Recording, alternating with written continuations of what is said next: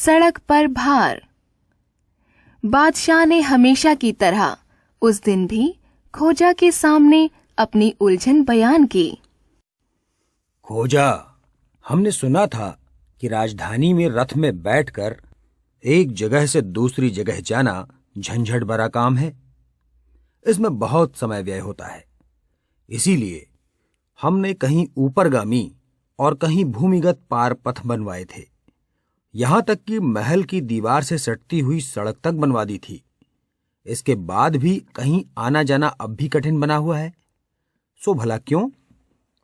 खोजा समझ गया कि बादशाह की उलझन क्या है। फिर भी वह मौन ही बना रहा। 2 क्षण के विराम के बाद बादशाह ने अपनी बात आगे बढ़ाई। अब राजधानी में भीड़ कम करने का एक ही उपाय है। यहां इतनी महंगाई कर दी जाए कि लोग स्वयं ही यहां से भाग खड़े हों। हम जानना यह चाहते हैं कि यह उपाय कारगर परिणाम देगा या नहीं। जहां पनाह, महंगाई बढ़ाने से भी राजधानी में भीड़ भाड़ कम ना होगी।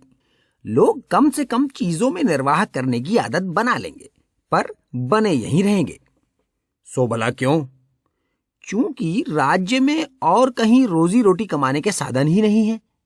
उचित तो यह होगा कि अन्य शहरों में भी रोटी रोजगार सुलभ हो, ताकि सबके सब पेट की खातिर राजधानी में ना आए। तुम ठीक कहते हो, मगर उसमें तो कई साल लग जाएंगे। तब तक क्या राजधानी में यही हालात बने रहने दें या कुछ और पुल बनाएं? नहीं जहांपना, कुछ और पुल बनाने से भी बात नहीं बनेगी, क्योंकि पुल से उतरने के बाद तो सभी रथों बैलगाड़ियों को सड़क पर ही आना होगा। सो एक चौराहे पर भीड़ भाड़ नहीं होगी तो दूसरे पर होगी। यहां अधिकांश रथों में एक सारथी, कोई एक अफसर, अधिकारी, मंत्री या सेठ ही यात्रा करता है, जबकि उनके रथ हैं बहुत लंबे चौड़े। उनमें बड़े से बड़ा रथ लाने की होड़ मची रहती है। अब जितना बड़ा रथ होगा उतनी ही अधिक जगह घेर कर चलेगा भी और ठहरेगा भी। खोजा, यह बताकर तुम सिद्ध क्या करना चाहते हो? जहां पनाह, मेरा अनुरोध है कि किसी को भी बड़ा रथ रखने की अनुमति न दी जाए। 3 हाथ से बड़ा रथ रखने पर पाबंदी लगा दी जाए। तब सबके पास रथ होते हुए भी रास्तों पर अधिक भीड़ भाड़ नहीं हो पाएगी। ऐसा करने से विदेशी मुद्रा की भी बचत होगी।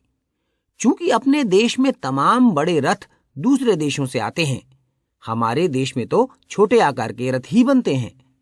कहना न होगा, बादशाह ने ऐसा कानून बनाकर उसे तुरंत लागू करने का फैसला ले लिया।